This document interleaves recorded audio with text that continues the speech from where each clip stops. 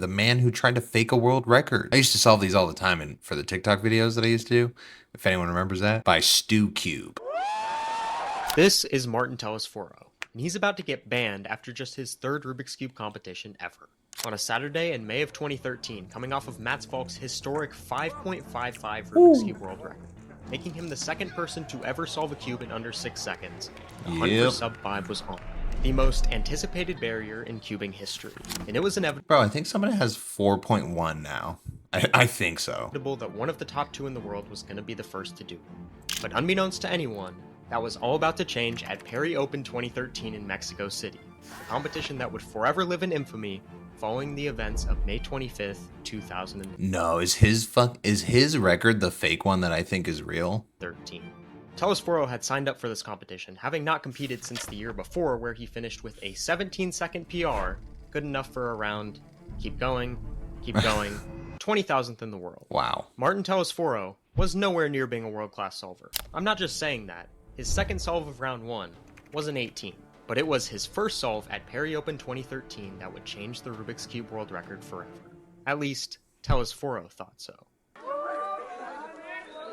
Oh my god, it is this one. Oh my god, it is this one. I thought this was real.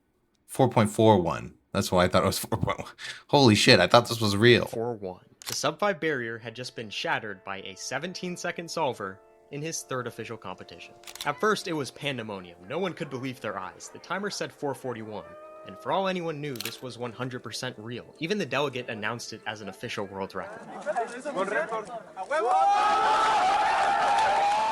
Did he intentionally cheat though, or is it like an accident? The crowd gathered around the table, and the man himself looked just as stunned as everyone else. And as all great mysteries began, there was, of course, no footage of the solve. More and more people started to hear about Telesforo's 441, and it became abundantly clear that no one wanted to believe it. If it was true, this was a world record that would take at least 5 years for anyone to come close to. Was it even physically possible? Did a man who had never solved a cube in under 15 seconds before this just somehow break the most anticipated barrier in the world record's history? There's something you have to understand about this solve. A 17-second solver like Telesforo turns at an average of 3 to 4 turns per second. The sheer amount of luck needed for a 4.41 at this speed lands us at an 18-move solution. The average solution length from a top-level solver is 55. But 18 isn't impossible. The rule of God's number states that the cube can... To solve the whole thing in 18 moves? No way, dude. There's no fucking way. You'd have to have the luckiest scramble of all time. Always be solved in 20 moves or less, no matter how scrambled it is. And there are currently 3 humans in the world who could feasibly do this, given about an hour or so to find an optimal solution. Whoa, was that a comp? Where they do minimal turns? That's sick, dude. I want to watch that. You can take as long as you want, just minimal turns. Humans in the world who could feasibly do this, given about an hour or so to find an optimal solution. Just one problem. Martin Telesforo had 15 seconds to look at the cube before starting the timer. Yeah. If a solution this perfect was even remotely possible, it would not come from someone like Telesforo. He couldn't have just gotten lucky. His solution had to be at the very least under God's number, beyond perfection itself. Telesforo would actually go on to show everyone at Peri Open 2013 exactly how he did it. How he had just pulled off the most stunning world record the Rubik's Cube had ever seen. His solution was 35 moves.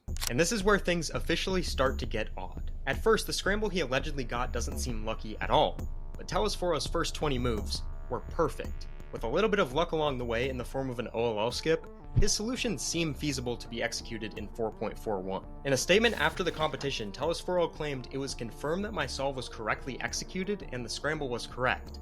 But as impressive as this perfect solution was, that wasn't even the strangest part, as Telesforo would then go on to mention that he made a mistake in the execution and decided to improvise some turns. Yes, the most perfect solve of all time had a mistake. This was both completely nonsensical and conveniently one of the only ways to explain the randomness of his first couple of moves. It was like magic. They follow no distinguishable solving method and are completely illogical, but also genius at the exact same time.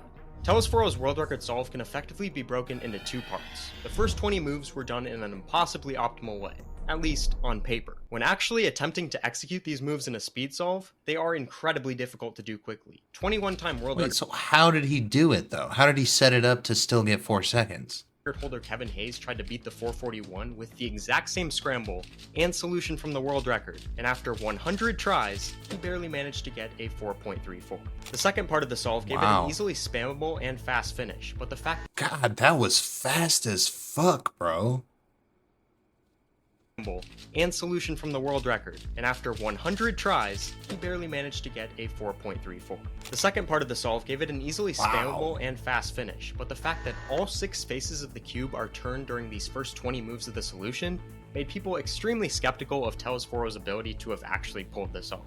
And there were of course skeptics, but also eyewitnesses, people who claimed to have actually seen the solve happen in real time. After all, there had to be a judge to sign off on the legitimacy of the solve in the first place, right? Well, Ernesto Mendoza Dimas, a highly respected figure in the community, insisted he was 2 feet away from the man when it happened, sitting in this chair right here. But this video of the aftermath, which also shows the delegate, Ruiz, celebrating Telesforo's world record, quickly became the main catalyst for some extreme suspicion. It's here where we arrive at one of the only feasible ways he could have actually pulled this off. You see, Telesforo said he remembered scrambling for a 2x2 round, but only competed in 3x3 and had no involvement in the scrambling for it. That alone isn't nearly enough to prove anything.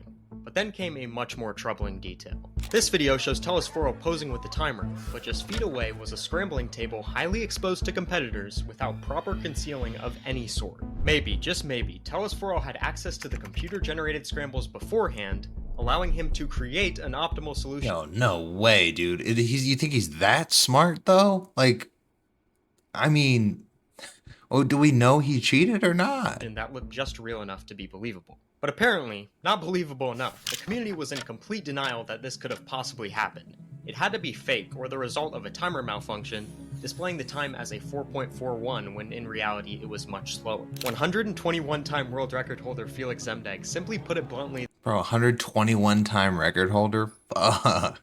That having a world record holder whose second best time is 15 seconds would seriously undermine the credibility of the WCA. The community was divided. There were plenty of people who believed Telesforo's world record was simply a result of insane luck, but a 4.41 world record was daunting either way. It would take years for anyone to ever come close. Telesforo remained unwavering in his claim to the world record, and when confronted by the World Cube Association 6 days after the record, Telesforo confirmed his Bro, the World Cube Association reaches out to you? You really fucked up at that point. Like, they're not reaching out to nobody.